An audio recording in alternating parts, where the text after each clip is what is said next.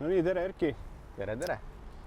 Tahtsin sind kutsuda Rattaakadeemia podcasti esimesse episoodi, sellepärast et sina oled tehnoloogia ja teaduspoliitika professor ja oled mõelnud teaduse ja tehnika peale palju. Ja mõtlesin, et sa aitad äkki mõelda selle tehnoloogia ühiskonna arengu peale, selle tehnoloogiast lähtuval, mille peal me oleme, ehk jalgrattast. Aga enne kui me sinnamaani jõuame, siis ütle, kuidas Erki on juhtunud niimoodi, et sina isiklikult nüüd sõidad töölt koju jalgrattaga? Paaril mitmel põhjusel. Üks on kindlasti see, et ma tegin endale juhiload 3 või 4 aastat tagasi. Ehk et enne seda oli 3 legaalset liikumise viisi jala, ühistranspordiga või rattaga. Ja see, ma arvan, tekitas mingisugused harjumused, mingisugused tavad. Siis elu tõi igasuguseid muid asju ka ja kohustusi ja nii edasi. Ja lõpuks selgus, et jalgratta kui legaalse liikumisviisi puhul on palju boonuseid. Et kui sa koju sõidad, siis sa saad ka puhata ja loodust nautida ja trenni teha. Et tuleb päevas, kui tööl käin, tuleb 20 kilomeetrit. Nädalas tuleb 80, 100 vahel. Ja siis teen 1 päeva trenniga otsa, panen veel 100 juurde. Et niimoodi on ta kujunenud. No minu meelest jalgrattas on nagu selles mõttes märkimisväärselt meeldiv tehnoloogia. Aga praegu on kuidagi tekkinud selline olukord, et kui sa ütled nagu jalgratas, et siis osadele inimestele kangastub ütleme selline Holland, kus on toimunud meeletu tehnoloogiline majanduslik areng. Inimesed sõidavad ühest välikohvikust teise vaikselt. Osadele inimeste kangastub, ütleme näiteks Põhja-Korea, et kus kõigest tehnoloogilisest majanduslikust arengust on ilma jäetud ja siis inimesed on sunnitud umbes põldudelt maisi koju kärutama jalgratastega. Et miks see nii on? Sama tehnoloogia? Nojah, ma arvan, et esimene põhjus on see, et see on üsna vana tehnoloogia. Et tehnoloogial on pikk ajalugu, isegi kui ta võib-olla nii-öelda oma disainis ja oma ülesehitus pole palju muutunud, aga see sotsiaalne ja taristulik keskkond ja majanduslik keskkond, millest kasutatud on nagu väga erinev. Et kindlasti jalgratta ajaloolased, ka Eesti omad võivad sulle sellest paremini rääkida, aga on olnud ju jalgrattal on ju mitu nagu sellist sotsiaalset tähendust või staatust olnud.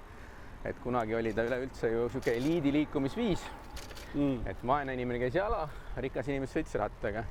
Siis ühel hetkel oli ta selline, et vaene inimene sõitis rattaga, rikas inimene sõitis autoga.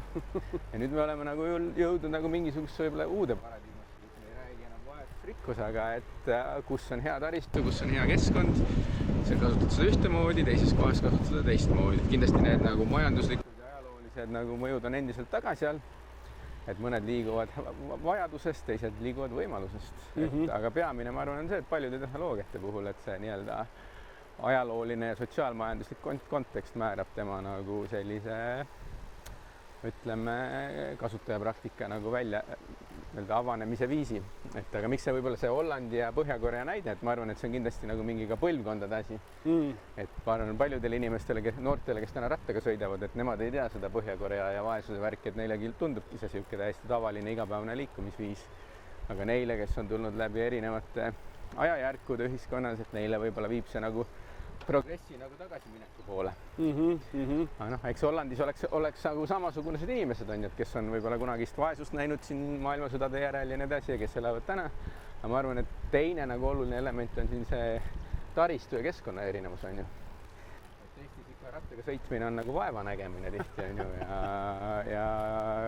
ja tuleb julgus kokku võtta, et ikka lähed liiklusesse ja niimoodi, et aga Hollandis on ta nagu keskkond ja taristu on nii mugav, et ta on nagu mugavam, odavam, tervislikum, mõnusam ja sellest tekib nagu selline ütleme, teistsugune ka suhestumine või teistsugune kriitika, et kas ta on nagu progress või tagasiminek.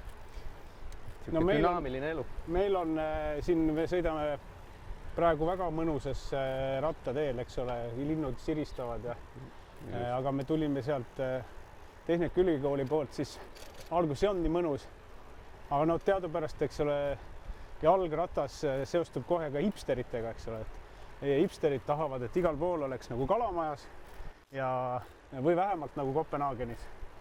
Ja no, et kas neil on nagu siis teoreetiliselt siis üldse nagu võimalik või kuidas see peaks see muutus toimuma või ütleme, et kas meil on mingisugune teadmine sellest, et kuidas see tehnoloogia võiks siis nagu muutuda selliseks, ütleme, Hollandi moodi, kui hipsterid seda praegu Kalamajas ainult praktiseerivad? No ma arvan, et siin on nagu selline esimene võib-olla element on see, et asi ei ole nagu rattas kui tehnoloogias, ma arvan, et nagu me ennegi ütlesime, et see tehnoloogia väga ei muutu, on ju, et väntame ikka samamoodi, vahepeal keegi mõtleb välja, et pannakse elektri külge, siis pannakse mingi hõljukiks. Tulevad uued trendid, väntamise peale jõutakse ikka tagasi. Et on nagu mingisugune siuke välja kujunenud hea kompromiss tervise ja liikumise ja mugavuse hinna vahel, on ju.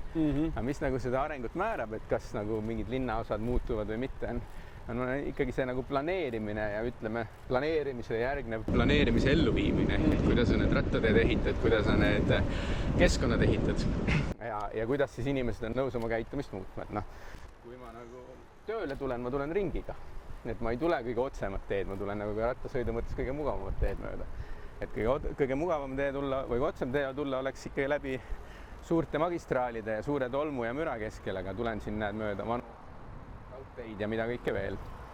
Et ma arvan, et see on ikkagi siuke muna ja kana küsimus tihti, seda raamistatakse sellisena, aga ma arvan, et tegelikult on ikka nii, et kõigepealt lood taristu ja siis on kannatlikkus ja võimalused see tarbimine järgi tuleb. Mis nüüd nagu võib-olla linnaruumi puutub ja seda, ütleme, arengut ja kaugele see edasi läheb ja nii edasi, et ma arvan, et siin on nagu ka nagu raskete valikute koht, et ega siis lõpmatuseni ei pea lõpmatuseni mugav olema, et ka teistmoodi liikumine peab linnaruumi mahtuma ja mida kõike veel, on ju. Et pigem peavad olema nagu võimalused ja piisavalt hea kõigile, mitte maksimeeritud kellegi heaolust lähtuvalt, vaid nagu tasakaalu hoidmine. Et jah, et see, ma arvan, see planeerimine ja selle nagu elluviimine on hästi oluline, et aga vaata nagu, no vaata see inimeste nagu mõtteviis loeb ka, eks ole, et vaata, kui tekib nagu kohe selline vastuseis, eks ole, nagu ma siin ennem ütlesin, eks ole, et tekib see Põhja-Korea või ajaloolisest mis iganes põhjusel, et siis kas nagu meil on üldse mingisuguseid kirjeldusi nendest muutuste viisidest ühiskonnas, et kuidas siis, et noh, kus hipsterite unistustel on ka roll või hipsteritel on roll? No ei, kindlasti on, et meil on endal instituudis, meil Nurkses on siuke teadlane nagu Carlota Perez, kes on kirjutanud elustiilide mõjust innovatsioonile ja arengule. Et noh, enamus asju algavad hipsterite mingisuguse imeliku rõukaliku käitumisega, olgu see jalgratas, olgu see kastiratas või olgu see jumal teab mis muu tehnoloogia teistes valdkondades. Et ta ongi alguses võib-olla ebamugav, vajab tähelepanu, vajab teadlikku otsust, et ma nüüd tegelen niisuguse asjaga nagu jalgrattaga tööle sõitmisega või midagi sellist. Elan üle kriitika, ei hooli sellest, elan oma väikses kitsas kogukonnas. Aga selle protsessi käigus nagu iseenesest see käitumine nagu normaliseerub, et üha rohkem nähakse, et teatud olukordades saabki mugavamalt hakkama. Ma ei tea, laulupeolt saab nagu tagasi rattaga 4 korda kiiremini kui jala ja 6 korda kiiremini autoga, on ju. Et tekivad sellised nagu väiksed nišid, väiksed kohad. Ja teine pool on see, et tegelikult seesama tehnoloogia ja taristu ja kõik muu, et ka selle arendamine muutub nagu lihtsamaks, sellepärast, et seda väikest niši nagu tekib ja see kasvab ja see areneb. Ja tavaliselt nagu see võtab omajagu aega ja ühel hetkel juhtub siis nagu see murrang, et kus nagu tehnoloogia muutubki nagu tavaliseks või normaalseks, on ju. Et eks me nagu Eestis seda näemegi täna võib-olla sellise suvine suurüritus ja mida kõike veel, on ju, on see koht, kus sa tegelikult näed, et nagu kõik näevad, et mõistlik on rattaga sõita. Et nüüd on küsimus võib-olla või väljakutse, et kas meie kliimas, kas meie keskkonnas see kuidagi nagu laieneb ka muule hooajale ja muule tarbimisele või käitumisele, on ju, ja see on võib-olla keerulisem. Ja noh, siis on see koht, et kas nagu näiteks linna planeerimise käigus või riik mingisuguste teedehituste ja muude poliitika kujundamisel tunneb, et nüüd see hipsteri nišš on nagu piisavalt kriitilises punktis, et lükkaks natuke tagant, prooviks, mis saab, et kiirendame need üleminekuprotsessi. Ja kui sa selle nagu õigel ajal kätte saad, selle õige momendi, et siis sa suure tõenäosusega nagu saadki selle muutuse käivitada. Et ma just hiljuti siin lugesin seda uut rattastrateegiat või mida siin tutvustati, et teha neid kiirteid nii-öelda lähikülade või lähilinnaosade ja kesklinna vahel, et ma ise käin rattaga sõitmas ühes sellises, ma arvan, rattasõidu nagu väikses hipstervillis nimega Tallinn-Laulasmaa tee. Et kui sa seal sõidad oma 60 kilomeetrist ringi või 90 vastavalt päevale, et siis vastu sõidab 40-50 inimest ja sinuga koos sõidab 40-50 inimest. Nii et see tee on tegelikult seal olemas juba ühel või teisel kujul, et sa lihtsalt nagu tarbid seda, et selliste nagu asjade nagu edasi toetamine, edasi viimine, selle veel mugavamaks või turvalisemaks viimine, ma arvan, on nagu üsna loogiline samm, millega seda muutust kiirendada. Nii et tähendab, põhimõtteliselt ei ole siis nagu seda vahet või vastandust, et on inimesed, kes sõidavad ainult trenni pärast oma süsinikurattaga ja need, kes sõidavad linnas. No mina ei tea, minul on üks ratas, mul on siin, sõidan maanteed sellega, käin tööl sellega, vahel kui kuskil maantee ääres kinni pean, et vett juua või midagi, siis mingid tüübid tulevad juurde, küsivad, et kuule, et sul on mingi elektrimootor või? Tegelikult on lapse selle tagaistme kinnituse asi, mis läheb välja nagu dünaamiline mootor või midagi sellist, et tegelikult saab, ma arvan, nagu kasutada otstarbeliselt. Ja võib-olla see on nagu teine asi, mis võib-olla Eesti kliimas ja Eesti kontekstis kindlasti on, et see, et nagu see ei saa olla nagu väga spetsialiseerunud, on ju. Et siis ta muutub kalliks, et kui sul on mingi 2 või 3 ratast vaja selle jaoks, et liikuda rattaga, on ju, et pigem me peame leidma nagu viisi, kuidas nagu tegelikult seda nende rataste jagamist võib-olla paremaks muuta. Et sa saad vastavalt vajadusele siis olla kas rohkem nagu linnarattaga või siis maarattaga või maanteerattaga või kastirattaga või jumal teab millega, on ju. Ja siis teiselt poolt, et see taristu oleks nii kõige jaoks sobilik. Aga vaata, sa rääkisid nüüd ratta jagamisest ja ennem sellest tehnoloogiast endast ka, eks ole. No ratas tõesti ei ole uus, ta on 2 aastat vana, keegi Šoti sepp pani jooksurattale pedaalid külge ja enam-vähem selline ta on püsinud. Okei, pidurid pandi ka lõpuks 4 aastat hiljem, eks ole. Aga praegu on ikkagi väga palju igasuguseid ettevõtteid, kes üritavad paremale seda ratast nagu põhimõtteliselt uuesti leiutada, on ju. No näed, ummik täitsa.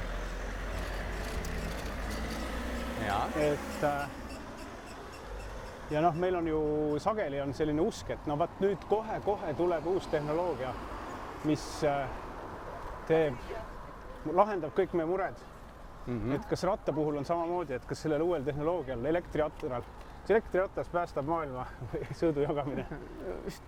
Rattaajaloolasi ütlevad sulle ka, et ega siis esimesed tüübid seal, kes võib-olla esimesed, kes mõtlesid välja nagu, et pedaalid, et läheks edasi ja järgmised, kes mõtlesid piduri, et need olid niisugune nagu imelik vähemus, et ikka suurem osa inimesi tollel hetkel mõtlesid, et ega siis ise ometi väntama ei hakka, et ikka esimesed rattad olid ka ju elektrilised omajagu juba.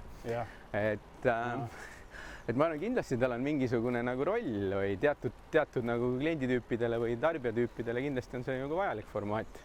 Et kui sul on mägisem, künkalisem koht, et paned nagu mingisuguse abimootoriga ratta, on ju, ja seda kasutatakse rohkem, et aga ma arvan, et nagu fundamentaalsemal tasandil on see ikkagi nagu kombinatsioon tehnoloogiast, taristust, aga lõpuks ka sellest, et sul on nagu, ma ei tea, mõistlik nagu riietus, et sa nagu ei higista, kui sa rattaga sõidad. Et minul näiteks elektrirattaga ei meeldi sõita, mulle tundub see nagu tühi töö.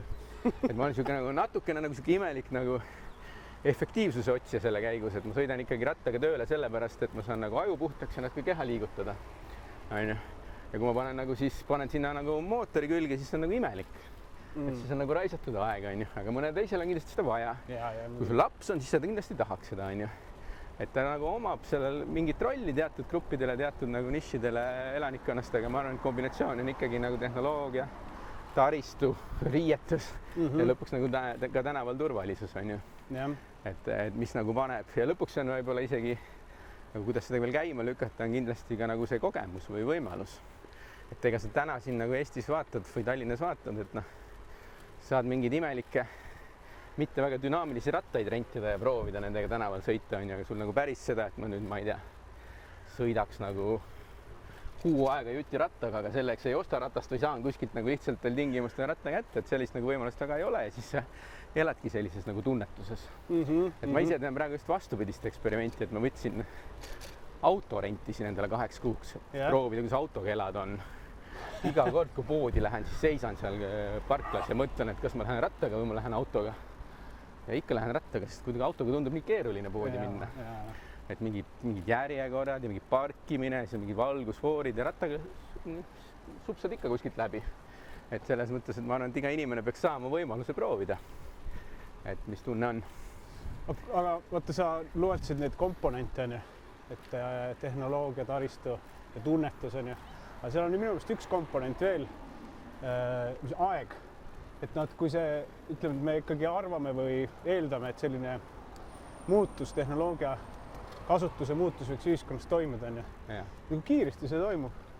No. Kõik ma tean, et kõik tahavad, et see muutus oleks toimunud juba eile. Miks ta ei ole juba toimunud? No. Aga mis raamidest me räägime? Selle kohta, vaata, ma ise kasutan seda Francis Baconi toredat terminit, et mis ta juba, ma ei tea, 400 aastat tagasi või rohkem kirjutas, et nagu kõige parem innovaator on aeg. Ja kui inimene tahab nagu muutusi teha ilma liigseid konflikte tekitamata, et siis ära ürita asju muuta kiiremini, kui muutub aeg. Ja selle taga on ju mõte põlvkondadest, on ju. Et noh, et meil on nagu põlvkondade muutus on ikka see, mis toob mingi tehnoloogilise või käitumuslikkuse muutuse. Täna me tõesti elame sellises perioodis, kus me kõik arvame, et mingisugune kestlikkuse ja muude tervislikkuse ja muude trendide tõttu me peame teatud muutusi nagu kiirendama, on ju. Ja noh, kui hästi me seda teeme, et tõenäoliselt mitte väga hästi, sest ega me ei ole tavaliselt harjunud sellega, et me ei arva, et mingi riiklik poliitika peaks olema nagu hullult käitumist või inimese vabadusi muutuma siiamaani olnud ja nüüd me üritame siis testida mingeid asju, et noh, et see muutus ühel või teisel moel tuleb niikuinii. Nüüd on küsimus selles, et kas meil on oskust siis nagu kontrollida muutuse kiirust ja muutuse suunda, mis on nagu niisugune innovatsiooni uuringute täna nagu põhiline dilemma, on ju. Ja noh, ma arvan, et see nagu tuleb kokku jällegi sellest, on ju, et millised on otsustajate juhtide kogemused, kaemused, kui palju nad vaatavad oma enda liikumist, palju nad vaatavad oma laste liikumisi ja nii edasi ja ühel hetkel me lihtsalt jookseb see pilt kokku, et nüüd on nagu aeg käes see mingisugune esialgu hästi karm samm, aga tegelikult jumala loogiline samm ära teha, otsustada, et kuskil on ainult rattatee või kuskil on 2 autorea asemel, nagu me siin sõidame, on ju, on üks.